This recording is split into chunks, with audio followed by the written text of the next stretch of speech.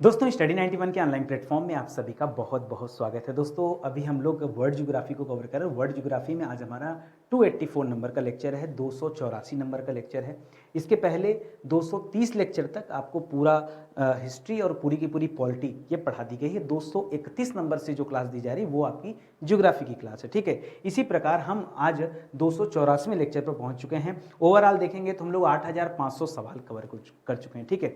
जो हमने topic choose किया है हम लोग सीक्वेंस में पढ़ रहे हैं, ऐसा नहीं कि वर्ल्ड ज्योग्राफी को कहीं से भी स्टार्ट करके कुछ भी पढ़ा दिया। एक सीक्वेंस में जब आप चीज़ों को पढ़ते हैं तब आपको लगता है कि नहीं, धीरे धीरे पूरी की पूरी ज्योग्राफी हमारे समझ में आ रही है और एक एक टॉपिक एक एक चैप्टर पर हमारा कॉन्सेप्ट क्लियर होते चल रहा है, ठीक है। आज जो हमने टॉपिक चूज किया वो है महाद्वीपीय उभार एवं महासागरीय नितल के बारे में हम लोग पढ़ेंगे। बहुत सारे सवाल आपके परीक्षा में इस टॉपिक से पूछे जाते हैं। मुझे अगर थोड़ा समय देंगे मैं बखूबी इस टॉपिक को आपको समझा पाऊंगा, ठीक है। एक बात और याद रखेंगे, स्टडी 91 के प्लेटफॉर्म से अलग अलग विषय के लिए फाउंडेशन कोर्स लॉन्च किए गए। ये छोटे छोटे कोर्स हैं दोस्तों, ठीक है। अलग अलग विषय के लिए एक एक विषय को इतना मजबूत कर लीजिए कि अलग अलग परीक्षाओं के लिए आपको बार बार ना पढ़ना पड़े। अभी आप क्या करते हैं ना, आप कंबाइंड पढ़ते हैं, ठीक है। फिर उसकी वजह से क्या होता है, कहीं हिस्ट्री में कोई टॉपिक छूट जाता है, ज्योग्राफी में कुछ छूट जाता है, पॉलिटी में कुछ छूट गया।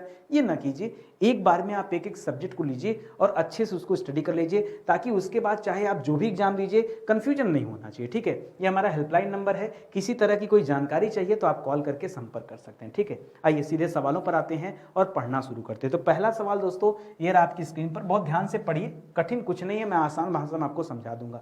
सवाल दे रहा है कि महाद्वीपीय मग्न ढाल की अंतिम सीमा से कौन सा भाग शुरू होता है, ठीक है। देखिए इसका जवाब मैं आपको एक लाइन में दे सकता हूं, लेकिन ऐसे नहीं। पहले आपको समझना पड़ेगा कि हमने स्टार्टिंग कहां से किया था। दोस्तों कुल आपको मैंने 4 चीजें पढ़ाया था। सबसे पहला था दोस्तों महाद्वीपीय निमग्न ढाल, ठीक है। क्या था? निमग्न तट। पहले क्या आता है, अच्छा मान लीजिए आप समुद्र में जा रहे हैं, पहले ढाल आ जाएगा कि पहले तट आएगा? सर पहले तट आएगा, तो चाहे आप इसे निमग्न तट कहिए, निमग्न तट, ठीक है। सबसे पहले क्या होता है दोस्तों, ये निमग्न तट होता है। नंबर 2 पर क्या होता है दोस्तों, महाद्वीपीय निमग्न ढाल होता है, ठीक है। निमग्न ढाल जिसकी बात कर रहा है, चाहे आप मग्न ढाल कहिए चाहे निमग्न ढाल कहिए, इसमें कोई अंतर नहीं। ये 2 हो गया। अच्छा इन दोनों में दोस्तों ध्यान दीजिएगा महाद्वीपीय शब्द जुड़ा है। इसके बाद जो 3 और 4 नंबर पे आएंगे ना, वहां महासागरीय शब्द जुड़ा है। तो कह रहा है जहां ये शुरू होता है, जहां पर निमग्न तट खत्म हुआ वहां से ढाल शुरू हुआ, जहां से ढाल खत्म हुआ वहां क्या हुआ, वहां महाद्वीपीय उभार, महासागरीय उभार, ठीक है। क्या हो जाएगा दोस्तों, महाद्वीपीय उभार कर लीजिए।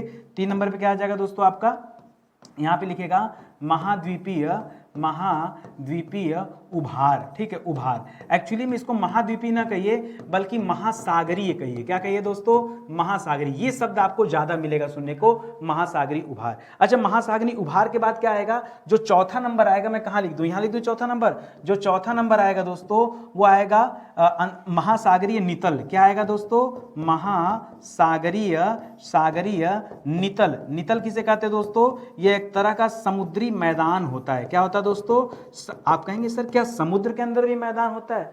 तरीकी आज मैं आपको पढ़ाऊंगा, समुद्र के अंदर पर्वत भी होता है, पठार भी होता है, मैदान भी होता है, ढाल भी होता है, कैनियन भी होता है, क्रेटर भी होता है, ज्वालामुखी भी होते हैं, सब कुछ होता है। जो कुछ आप धरातल पर देखते हैं वैसी सेम टू सेम आकृतियां दोस्तों समुद्र के अंदर भी स्थित हैं, ये आप ध्यान दीजिए, ठीक है। ऐसा नहीं कि जो पर्वत आप केवल बाहर देखते हैं, ठीक है, स्थल खंड पर, उसी तरह का पर्वत दोस्तों पानी के भीतर भी स्थित है। हो सकता है आप न जानते हो, तो पढ़ेंगे तब न जानेंगे। आइए मैं सिखाता हूं, ये बात समझ गए ना। तो अभी के लिए दोस्तों आपका जवाब क्या सही हो जाएगा, इस प्रश्न का जवाब क्या हो जाएगा, महाद्वीपीय उभार। क्यों? क्योंकि दोस्तों पहले तट आता है, तट के बाद ढाल आता है, ढाल के बाद क्या आता है, उभार आता है, उभार के बाद समुद्री मैदान आते हैं, वो एकदम नीचे का होता है, ठीक है। ये आप याद रखेंगे। अगले सवाल पर आइए। अगला सवाल दे रहा है कि महासागरीय धरातल के किस भाग को महाद्वीपीय उत्थान भी कहा जाता है। देखिए चाहे आप क्या कहिए, महासागरीय उभार कहिए, क्या कहिए दोस्तों, ध्यान समझिएगा, कितने नाम है मैं सब लिख रहा हूं। चाहे आप इसे लिखिए महासागरीय, अच्छा लिख तो दिया सागरीय, महासागरीय उभार, ठीक है, क्या लिखेंगे, महासागरीय उभार, या फिर इसे लिखिए महासागरीय उत्थान। क्या लिखिए, महासागरीय उत्थान। एक ही बात है जो अभी आपसे कह रहा है कि महाद्वीपीय उत्थान। ठीक है, ये समुद्र के भीतर वाले हैं, इसको आप याद रखेंगे। ठीक है, ये शब्द आप याद रखिए, चाहे उभार शब्द दे दे चाहे उत्थान शब्द दे दे, आपको कंफ्यूज नहीं होना है। ठीक है, इसको आप याद रखेंगे, ये बड़ा अच्छा सा पॉइंट है। चलिए आगे बढ़ जाते हैं दोस्तों, अगला सवाल देखते हैं। अगला दे रहा है कि स्थल खंड की चट्टानों से प्राप्त मलबे के निक्षेपण के कारण, निक्षेपण मतलब एक तरह से दोस्तों स्टोरेज आप समझ सकते हैं, निक्षेपण मतलब क्या हो गया, स्टोरेज हो गया।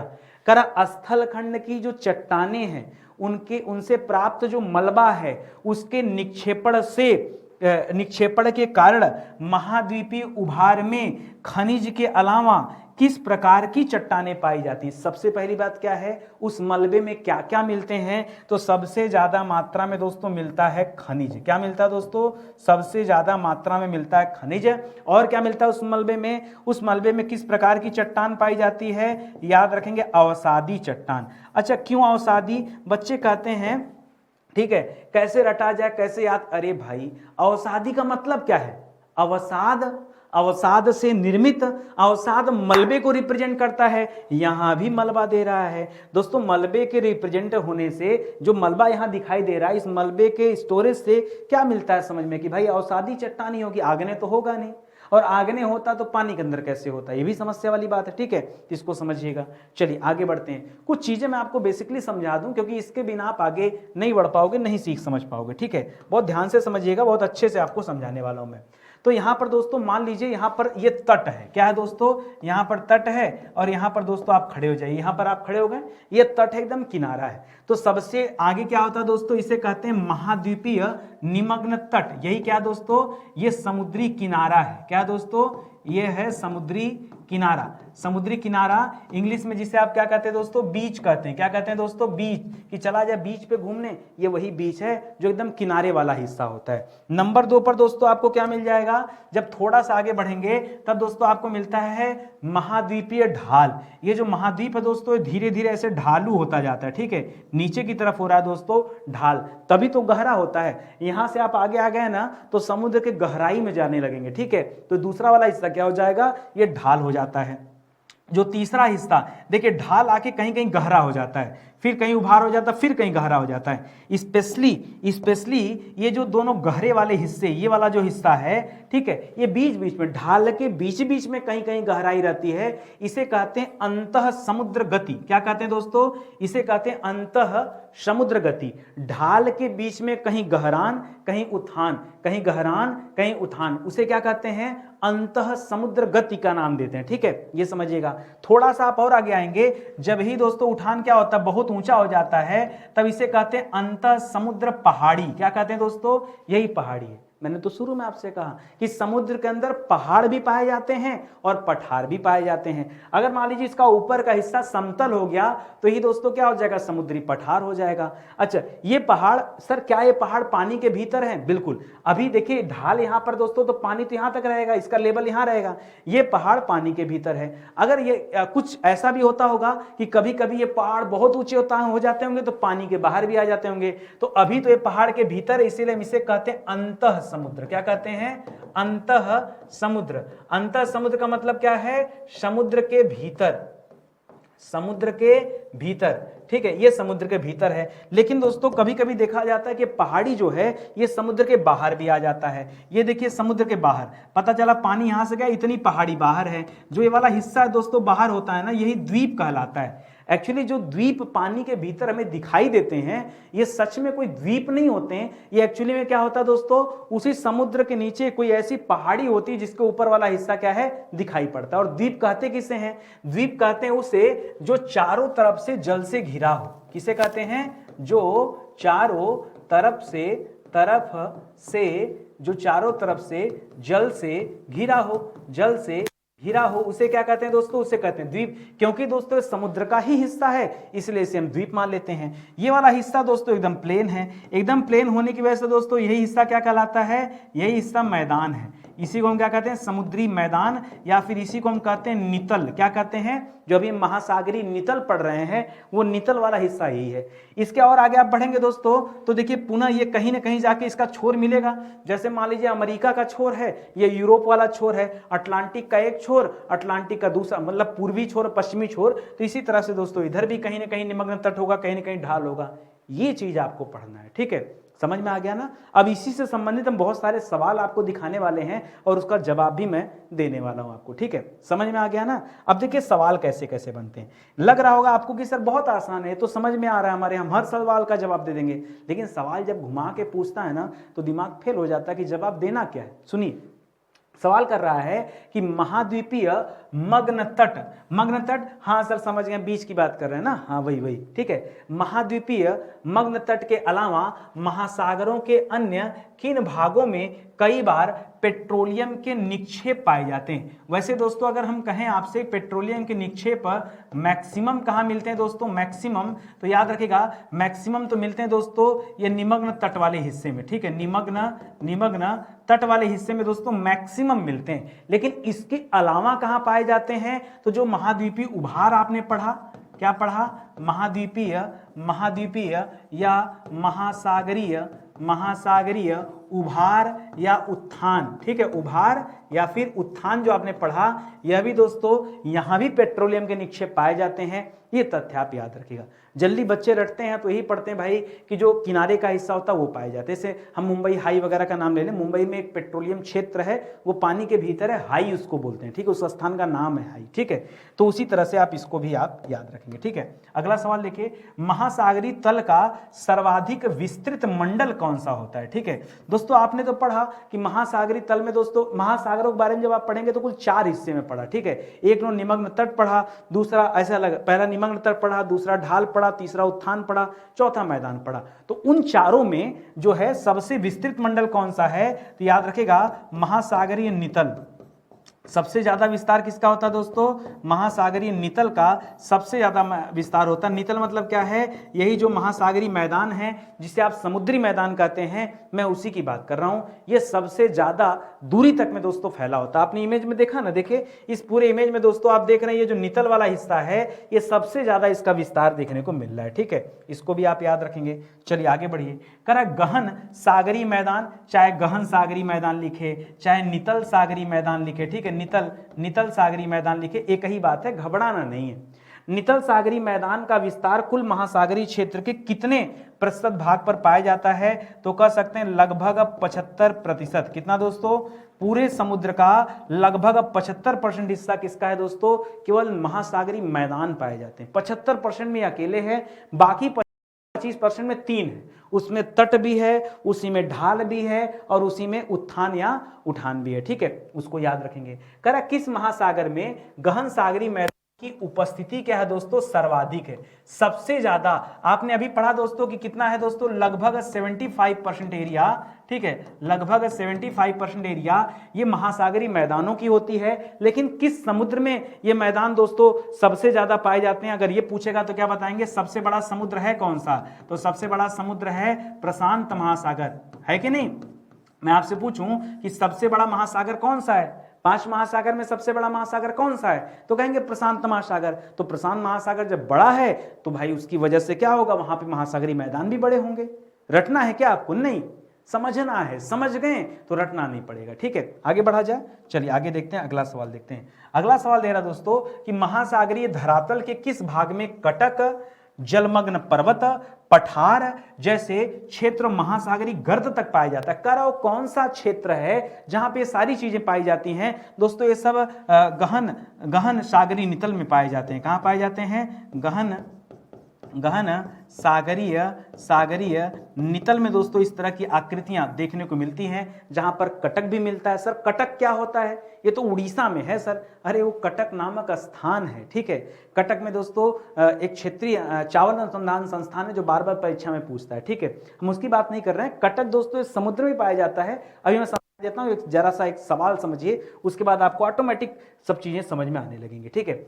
सवाल दे रहा है कि गहन सागरीय नितल पर मिलने वाली किस रचना को सागर नितल का प्रसरण कहा जाता है, सागर नितल का प्रसरण। दोस्तों एक्चुअली में यह कटक ही होता है, ठीक है। यह क्या होता है दोस्तों, कटक होता है जो सागर नितल का, नितल मतलब जो सागर के अंदर जो मैदान है, यह उसका प्रसरण यानी विस्तार है, यह उसी का क्या है, विस्तार। मैदान का विस्तार होगा तो उसे कटक कहा जाता है। एक तरह से हम इसको अपने भाषा में कहें तो याद रखेगा, समुद्री सतह के नीचे, लिखिएगा कटक किसे कहते हैं, समुद्री सतह के नीचे स्थित पर्वत, समुद्री सतह के नीचे जो स्थित पर्वत हैं उन्हीं को हम क्या कहते हैं दोस्तों, कटक कहते हैं। और ये जो पर्वत क्या, इसे आप लिखिए पर्वत श्रृंखला, ये कोई एक पर्वत नहीं होता है, ये एक पर्वत की श्रृंखला होती है, ठीक है, उसे कहते हैं दोस्तों कटक। एक बात याद रखेगा, ये अंतः समुद्री होगा, यानी समुद्र के भीतर, बाहर आया तो द्वीप बन जाएगा, बाहर ना निकालिएगा, समुद्र के भीतर रखेगा,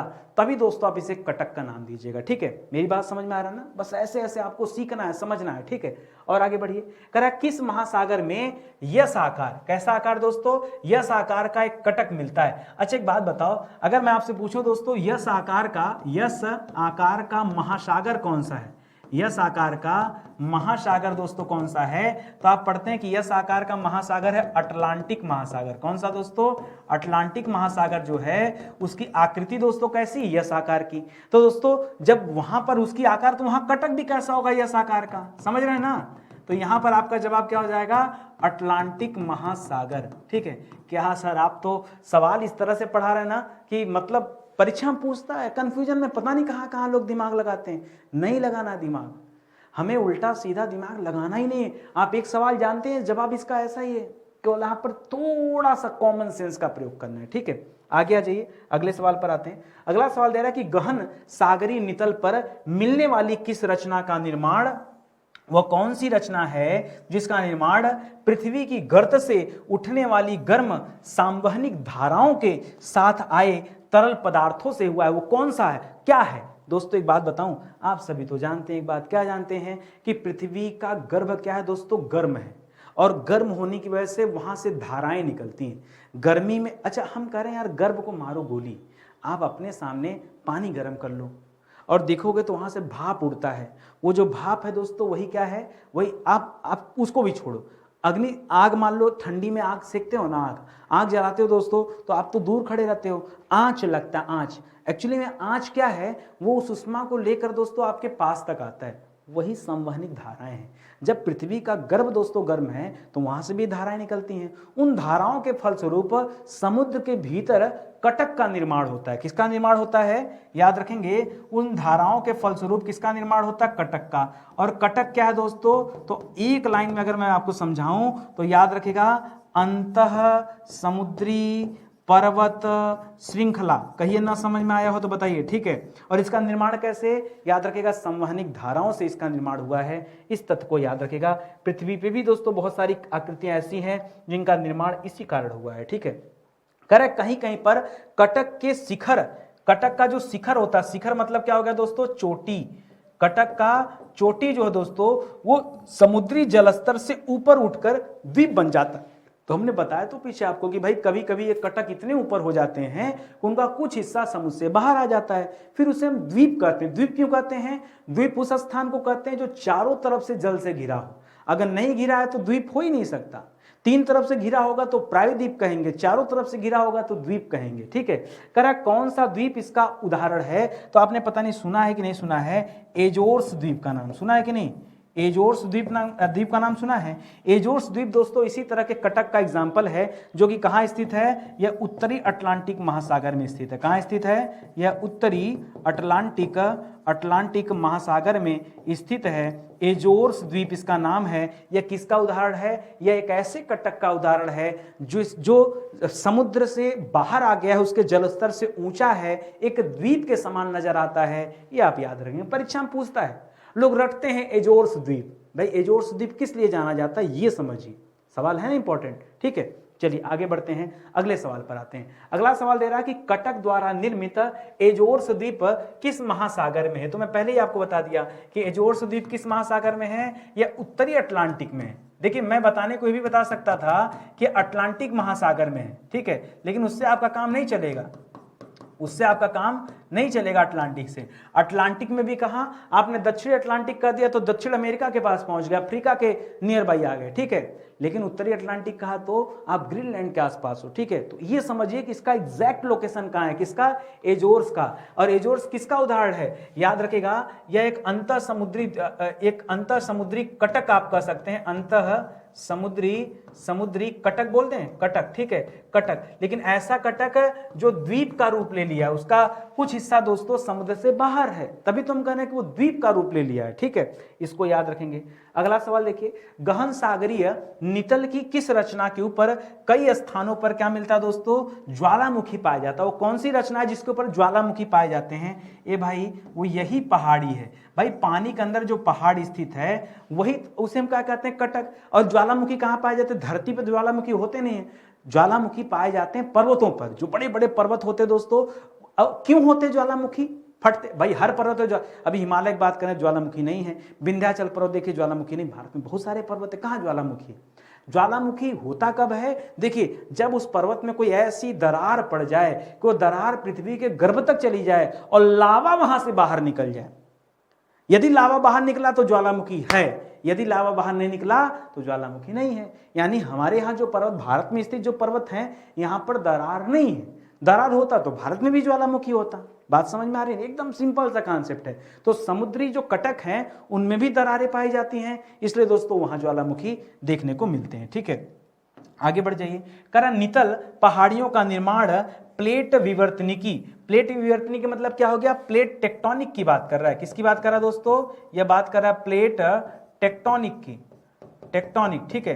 प्लेट टेक्टोनिक थ्योरी सुना है ना, यानी जो जितने महाद्वीप हैं ये किसी न किसी प्लेट पर स्थित हैं, और जो महासागर हैं ये भी किसी न किसी प्लेट पर स्थित हैं, ठीक है। और हर प्लेटें क्या करती हैं, गतिमान है, गति कर रही, लेकिन बहुत धीरे गति कर रही है, इसलिए हमें महसूस नहीं होता है, ठीक है। अभी लिख रहा है कि नितल पहाड़ियों का निर्माण प्लेट विवर्तनिकी से संबंधित किस प्रक्रिया के फलस्वरूप हुआ है, तो याद रखेगा वो ज्वालामुखी प्रक्रिया के फलस्वरूप ही हुआ है, ठीक है। ये जो प्लेटें बनती हैं ये ज्वालामुखी निकलता है, लावा, अंदर का लावा पृथ्वी के अंदर, गर्भ का लावा बाहर आया, ठंडा हो गया तो आग्नेय चट्टानें बन गई, हो गया काम इसका, ठीक है। तो प्रक्रिया क्या है दोस्तों, कुल मिला जुला के जो प्रक्रिया है वो ज्वालामुखी प्रक्रिया ही है। क्या है दोस्तों, ज्वालामुखी प्रक्रिया के फलस्वरूप ही यह संभव हो पाता है, याद रखेंगे। स्टडी 91 के प्लेटफॉर्म से कई सारी विषय के लिए किताबें लॉन्च की गई, आप मौका दीजिए, हमारी टीम बहुत मेहनत से, बहुत मन से किताबें लिखती है, आप जुड़ेंगे तो आपको अच्छा लगेगा, ठीक है। चलिए आगे बढ़ते हैं, अगले सवाल पर आते हैं। सवाल दे रहा है दोस्तों कि महासागरी नितल पर मिलने वाली समुद्र के जल में डूबी हुई पहाड़ियां, कुछ ऐसी पहाड़ियां होती हैं जो पानी के भीतर क्या होती है, डूबी हुई होती हैं, फिर उन्हें क्या कहते हैं, अरे भाई कई नाम बुलाते हैं। अब उन्हें या तो कह लीजिए कि वो नितल पहाड़ियां हैं, क्या है दोस्तों, नितल पहाड़ियां हैं, या फिर अभी हमने कहा दोस्तों इसे कटक भी कहा जाता है, क्योंकि कटक क्या है, कटक आपने कहा, कटक जो होता है यह अंतः समुद्री पर्वत श्रृंखला होता है, समुद्र के भीतर स्थित जो पर्वत होते हैं, यहां उसी की बात तो कर रहा है। तो एक ही प्रश्न को अलग अलग तरीके से पूछा जा सकता है, उसके जवाब भी अलग अलग हो सकते हैं, इसलिए बहुत ध्यान देने की आपको आवश्यकता है कि कहां कैसे सवाल करता है। कह रहा है जिन नितल पहाड़ियों का शिखर नितल से 1000 मीटर से अधिक ऊपर उठा हो उन्हें क्या कहते हैं। स्पेशली याद रखिए एक आंकड़ा दिया गया कि नितल पहाड़ियां तो बहुत सारी होती समुद्र के भीतर, लेकिन यदि उनका जो ऊंचाई है वो दोस्तों 1000 मीटर से ऊपर है, तब दोस्तों उन्हें हम कहते हैं समुद्री पर्वत। क्या कहते हैं, हमारे यहाँ भी तो ये आंकड़ा है, ठीक है। स्थल खंड पर जिनकी ऊंचाई 1000 मीटर से कम होती है वो पहाड़ियां, और जिनकी ऊंचाई 1000 मीटर से अधिक होती है वो पर्वत, ठीक है। पर्वत की ऊंचाई अधिक होती है, ठीक है। देखिए पर्वत जो शब्द पुल्लिंग है, जैसे आदमी बड़े होते हैं, महिलाएं छोटी होती हैं, ठीक है, कद में, हाइट की बात करें, ठीक है। अब हाइट में उसी तरह से पहाड़ियां छोटी होती, पहाड़ी शब्द स्त्रीलिंग है, पर्वत शब्द पुल्लिंग है, समझ रहे हैं ना, हाइट का अंतर है, ये विशेष रूप से आपको ध्यान देना है, ठीक है। और ये पानी के अंदर भी ये नियम लागू होता है। करा जिन नितल पहाड़ियों का शिखर सपाट होता है। सपाट मतलब क्या हो गया दोस्तों? सपाट का मतलब हो गया प्लेन। क्या होता है दोस्तों? प्लेन, ऊपर का हिस्सा सपाट। वैसे तो पहाड़ी ऐसे होती है, लेकिन अगर सपाट हो तो अगर धरती पे ही चीज हो जाता स्थल खंड पर, तभी हम इसे पठार कहते हैं। क्या कहते हैं? पठार कहते हैं। लेकिन क्योंकि दोस्तों यह समुद्र के भीतर है, यह कहाँ है दोस्तों? यह समुद्र के भीतर है, और यह समुद्र के भीतर पठार रूपी संरचना है। क्या दोस्तों? पठार रूपी संरचना है, और इसे कहते क्या है? इसे कहते हैं गुयाट। क्या कहते हैं दोस्तों? तो आपका जवाब क्या होगा? गुयाट। गुयाट कुछ और नहीं है, जैसे हमारे यहाँ पठार होता है प्लेट्यू, उसी तरह समुद्र के भीतर ये गुयाट होते हैं। कोई दिक्कत आपको? मैं अपने भाषा में समझा रहा हूँ, मुझे नहीं पता कि और लोग कैसे पढ़ाते हैं, मैंने कभी क्लास नहीं किया, इसलिए मुझे नहीं समझ में आता कि बाकी के जो अध्यापक हैं वो ये चीज़ आपको कैसे सिखाते हैं, बट मुझे लगता है कि ये चीज़ आसान भाषा में इसी तरह पढ़ाई जा सकती है। तो समुद्र के भीतर जो स्थित पहाड़ियाँ हैं, यदि उनका शिखर सपाट हो तो क्या कहलाता है? उन्हीं को हम गुयाट कहते हैं। कुछ अलग से नहीं है, कोई मैजिकल वर्ड नहीं है, बस आपके समझने का फेर हो सकता है। ठीक है, आगे बढ़िए। कह रहा है सबसे अधिक नितल पहाड़ियां किस महासागर में स्थित है? नितल पहाड़ियां मतलब समझ गए ना? नितल मतलब क्या है? अंतः समुद्री। सीधे सीधे एक शब्द इसके लिए लिखिए, अंतः समुद्री। अंतः समुद्री पहाड़ियां, और पहाड़ी लिखा, इसका मतलब इसका ऊंचाई क्या है समझिएगा। इसकी ऊंचाई क्या है दोस्तों? 1000 मीटर से 1000 मीटर से कम है। नहीं तो पर्वत लिखता ना, समुद्री पर्वत बोलता, यहाँ पहाड़ी बोल रहा। कह रहा सबसे अधिक नितल पहाड़ियां किस समुद्र में? अच्छा एक बात बताइए, कौन सा समुद्र बड़ा है? प्रशांत महासागर। तो कहां ज्यादा पाई जाएगी? प्रशांत महासागर। लिखिए आराम से, ठीक है, एकदम सोचना नहीं है, ठीक है, दिमाग पे ज्यादा जोर नहीं डालना भाई। जो महासागर, अब भाई प्रशांत महासागर बड़ा है तो यहाँ ज्यादा पहाड़ी भी होगा, ज्यादा समुद्री पर्वत भी होंगे, ज्यादा कटक भी होंगे, ज्यादा बड़े मैदान भी होंगे।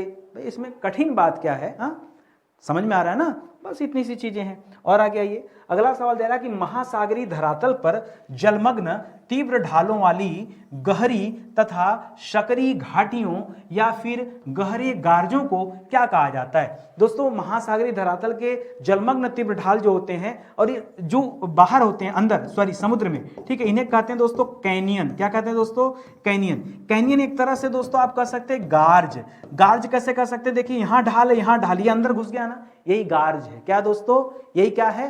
गार्ज। समुद्र के भीतर मैंने दिखाया था ना कि किस तरह से ऐसे ढाल में आया, फिर अंदर चला गया, फिर ऐसे उठा, फिर अंदर चला गया। यही क्या दोस्तों? इसी को हम कहते हैं गार्ज। क्या कहते हैं? गार्ज। ठीक है, बहुत गहरा होता है। इस गहरे स्थान को, सक्रिय स्थान को कैनियन नाम दिया जाता है। नाम समझिएगा, जैसे हमने कहा ना, गुयाट कुछ अलग नहीं है, बस पर अंतः समुद्री पर्वत है, पहाड़ियां हैं, उनका शिखर क्या है? सपाट है, उसी को गुयाट कहते हैं।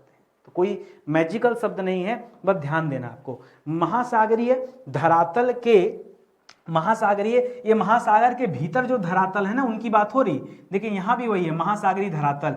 तो महासागरीय धरातल के किन भागों में तीव्र ढालों वाले गहरे तथा सकरे कैनियन पाए जाते हैं? अच्छा ये कहां पाए जाएंगे भाई? जाहिर सी बात है, ये महासागरीय मैदानों में पाए जाएंगे। पहली बार ढाल लिखेगा, ठीक है। ये कहां पाए जाएंगे? ये पाए जाएंगे महाद्वीपीय, महाद्वीपीय, इसको क्या बोलते हैं? निमग्न ढाल कहते हैं ना। महाद्वीपीय निमग्न ढाल से लेकर, पहले ढाल आया ना, ये महाद्वीपीय निमग्न ढाल से लेकर के कहां तक?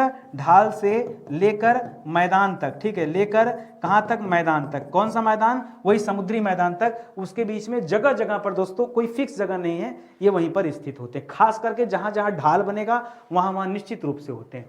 कह रहा सबसे अधिक जो कैनियन होता है, कैनियन या फिर कैनियन, ठीक है, सबसे अधिक कैनियन किस महासागर में है? फिर वही बात कर दी, हमने कहा सबसे ज्यादा पहाड़ियां प्रशांत महासागर, सबसे ज्यादा समुद्री पर्वत प्रशांत महासागर, सबसे ज्यादा कटक प्रशांत महासागर, सबसे लंबा क्या बोलते हैं, सबसे लंबा वो जो मैदान, समुद्री मैदान, प्रशांत महासागर। फिर यार कुछ अलग से नहीं पढ़ना है। सबसे अधिक कैनियन भी कहां पाए जाते हैं दोस्तों? इसका भी जवाब क्या हो जाएगा? प्रशांत महासागर। ठीक है, प्रशांत महासागर। सबसे ज्यादा कैनियन कहां पाए जाते हैं? प्रशांत। और कैनियन कुछ अलग से नहीं, ऐसे ढाल था, यही जो ढाल है दोस्तों, यही क्या है? यही कैनियन है। ये गार्ज, जो गार्ज गहरा सकरा स्थान है, उसी को हम कैनियन कहते हैं। कुछ अलग से नहीं पढ़ना है। संसार के सबसे लंबे कैनियन, सबसे लंबे कैनियन ये किस महासागर, किस सागर में स्थित है? ये थोड़ा सा अलग जवाब हो जाएगा दोस्तों। अगर आपसे कहे सर्वाधिक कैनियन, बात समझिएगा, सर्वाधिक, सर्वाधिक मतलब नंबर ऑफ कैनियन क्या है दोस्तों, सबसे ज्यादा है। लेकिन अगर सबसे लंबा पूछ देती, स्पेशली दोस्तों कहां पर है, आपने सुना होगा बेरिंग सागर के बारे में, सुना है कि नहीं, बेरिंग सागर के बारे में नहीं सुना, बेरिंग सागर आपने वो सुना है, अलास्का के बारे में सुना है, अमेरिका के ऊपर जाएंगे कनाडा, यूएसए के ऊपर कनाडा, कनाडा से और आप चले जाइए पश्चिम साइड में तो आपको मिल जाएगा अलास्का। अलास्का पहले रूस का हिस्सा था, अब अलग हो गया, रूस ने बेच दिया, वो साइबेरिया वाले हिस्से से टच होता था, ठीक है। टच क्या होता था, वहीं बेरिंग जल संधि है, वहां बेरिंग सागर भी और बेरिंग जल संधि भी है, एक तरफ साइबेरिया दूसरी तरफ अलास्का है, ठीक है। वही दोस्तों याद रखेंगे ये बेरिंग सागर है, यहां पर सबसे लंबे कैनियन पाए जाते हैं, लंबे कैनियन, ये यूनिक पॉइंट है, इसको आप अच्छे से ध्यान दीजिएगा, क्योंकि जो रटते होंगे ना वो ये वाला पॉइंट अक्सर करके छोड़ देते हैं, आप ना छोड़िएगा। अगला सवाल, बेरिंग सागर में मिलने वाले संसार के सबसे लंबे कैनियन कौन से हैं, क्या उनका कोई नाम है, हाँ नाम है ना, याद रखेंगे दोस्तों। पहली बात उसका नाम क्या है, अच्छा ऐसे तो हम याद रखेंगे कि बेरिंग सागर में है, बट जब उसका नाम आप पढ़ेगा तो नाम बताइएगा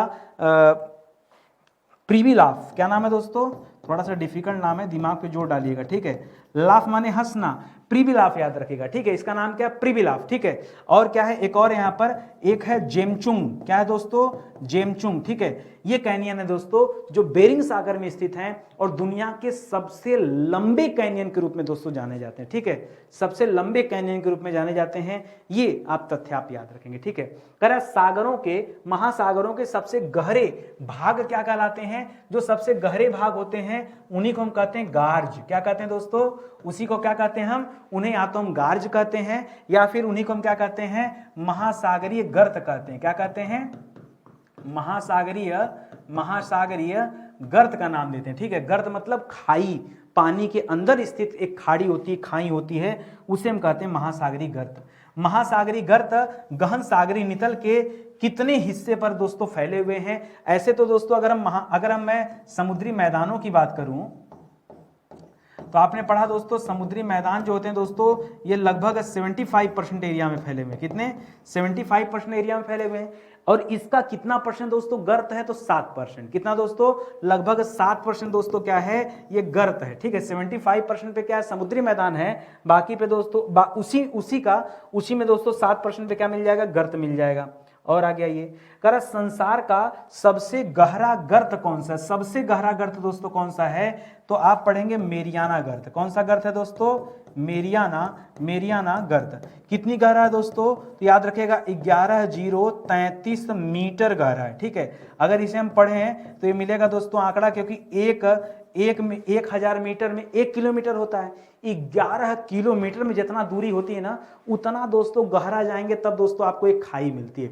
इसी मेरियाना गर्त को चैलेंजर गर्त भी कहते हैं, क्या कहते हैं, इसी को हम क्या कहते हैं, इसी को चैलेंजर गर्त के नाम से भी जानते हैं। तो चैलेंजर डीप कहिए या फिर मेरियाना गर्त कहिए, सब एक ही है, ठीक है, ये आप याद रखेंगे। और ये कहां पर स्थित है, ये प्रशांत महासागर में स्थित है। सवाल दे रहा है कि संसार का सबसे गहरा गर्त चैलेंजर गर्त मतलब क्या दोस्तों, चैलेंजर कहिए चाहे आप इसे मेरियाना कहिए, मेरियाना गर्त, ठीक है।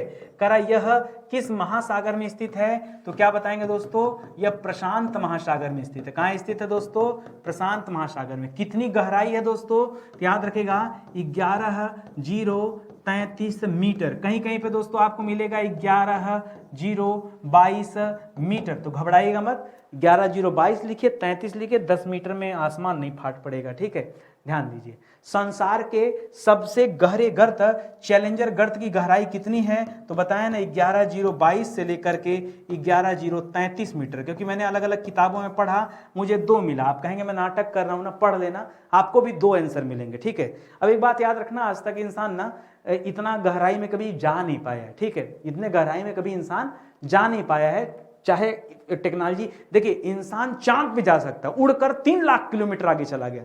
चांद कहां है, चांद हमारे पास नहीं है ना, चांद कितना दूर है, 3 लाख किलोमीटर। यलवन भेज दिया, आदित्य यलवन 15 करोड़ किलोमीटर चला गया। सूर्य से पृथ्वी की दूरी कितनी है, 15 करोड़ किलोमीटर, हमने वहां भेज दिया। सब कुछ मतलब कहीं, यानी पृथ्वी से बाहर जाना आसान है लेकिन पृथ्वी के भीतर जाना कठिन है। मैंने इस पर एक वीडियो बनाया है, एक यूनिक स्टोरी के नाम से दोस्तों हमारा प्लेलिस्ट होगा, वहां जाइए और यूनिक वीडियोस देखिए, मजा आ जाएगा देखकर, ठीक है। चलिए आगे बढ़ते हैं, अगले सवाल पर आते हैं। अगला सवाल क्या, ध्यान दीजिएगा। करा संसार का सबसे गहरा गर्त, ये जो चैलेंजर गर्त है या फिर जिसे मेरियाना गर्त कह रहे हैं, करा यह किस देश के मैरियाना द्वीप के पास स्थित है। एक्चुअली में इसका नाम मेरियाना इसलिए पड़ा ना क्योंकि यह मेरियाना नामक एक द्वीप के निकट स्थित है, इसलिए हम इसे मेरियाना द्वीप के नाम से जानते हैं। ऐसे इसे चैलेंजर डीप के नाम से जानते हैं, ध्यान दीजिएगा। लेकिन इसके आसपास कौन सा देश है, याद रखिएगा, इसके आसपास स्थित है फिलीपींस देश। कौन सा देश है दोस्तों, फिलीपींस देश है दोस्तों, याद रखिएगा। फिलीपींस की राजधानी कहाँ है दोस्तों, इसकी राजधानी है मनीला। कहाँ है दोस्तों, फिलीपींस की राजधानी कहाँ है, मनीला, ठीक है, इसको याद रखेगा। ये इसके आसपास में कौन सा देश स्थित है, तो फिलीपींस स्थित है, इसे भी आप याद रखेंगे, ठीक है। मुझे उम्मीद है आपको अच्छे से समझ में आ रहा होगा। और इसी के साथ दोस्तों आज का सेशन समाप्त होता है। देखिए आप हमारे साथ जुड़े रहिए। मैं बार बार आपसे कहता था कि मैं धीरे धीरे सारे सब्जेक्ट आपको पढ़ा दूंगा। आपने देखा होगा जो बच्चा शुरू से पढ़ रहा होगा, पूरा एंशिएंट, पूरा मिडावल, पूरा मॉडर्न, ये 3 सब्जेक्ट खत्म, पूरी पॉलिटी समाप्त हो गई। और अभी हम वर्ल्ड ज्योग्राफी कवर कर रहे हैं। वर्ल्ड ज्योग्राफी जब हम कवर कर लेंगे दोस्तों तो हम इंडियन ज्योग्राफी कवर करेंगे धीरे धीरे, ये भी समाप्त हो जाएगा। बस अच्छी बात यह है कि हम लोग कोई टॉपिक छोड़ते नहीं हैं। हो सकता है कि आपको लगे कि नहीं बहुत दिन से सर पढ़ा रहे हैं एक ही चीज़ नहीं है। आप आएंगे तो ऐसे इतनी मेहनत के साथ, इतनी ऊर्जा के साथ मैं हर एक टॉपिक पढ़ाता हूँ। कई बार ऐसा होता है कुछ ऐसी टॉपिक आ जाती हैं जो सच में हमें नहीं पता होता है, उतना नॉलेज होता ही नहीं है, लेकिन फिर भी आप लोगों के लिए मेहनत से पढ़ाना पड़ता है, बहुत मेहनत करना पड़ता है। इसलिए मैं कहता हूँ आइए इस चैनल के साथ जुड़िए, हमारे इस क्लास के सेशन के साथ जुड़िए। ऐसे विषय जो पूरी तरह से पढ़ा दिए गए हैं, ये उनके दोस्तों नोट्स हैं, हैंड रिटन नोट्स हैं दोस्तों, आप चाहें तो इसे भी परचेज कर सकते हैं, ठीक है। और अभी दोस्तों हम लोग डिजिटल बुक पर काम कर रहे हैं, बहुत जल्द दोस्तों डिजिटल बुक भी आपके सामने आ जाएगी, ठीक है। चलिए आज का सेशन ही समाप्त होता है, मिलते हैं दोस्तों अगले लेक्चर में। तब तक के लिए बहुत बहुत धन्यवाद आप सभी का। जय हिंद, जय Bharat, thank you so much.